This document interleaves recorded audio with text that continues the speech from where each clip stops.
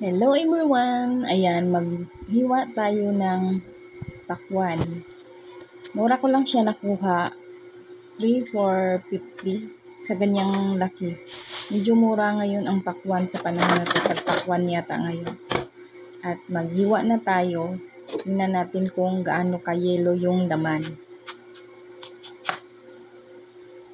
Ayan, dilaw na dilaw yung laman niya. At saka mura ko lang siya nabili. Dahil pauwi na si kuya, kaya binigay na lang niya ng mura para maubos na yung paninda niya.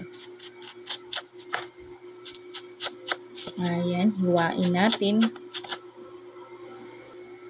At tikman natin kung totoong matamis siya. Ayan, matamis siya kahit hindi siya ganun kalaki na pakwan. Matamis yung laman niya. Ayan, at hiwa-hiwain natin ito para ilagay sa isang lalagyan at palamigin.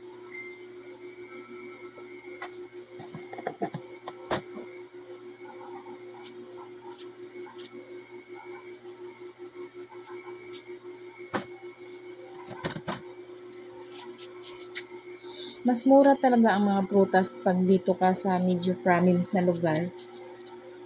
Hindi katulad sa Maynila na mahal na ang mga bilihin doon. Kaya dito makakuha ka pa ng mura pag sa panahon nilang bagsakan na yung mga prutas. Binibinta na lang din nila na mas mura. Ayan, hiwain natin at ilagay natin sa isang tupperware para mapalamig.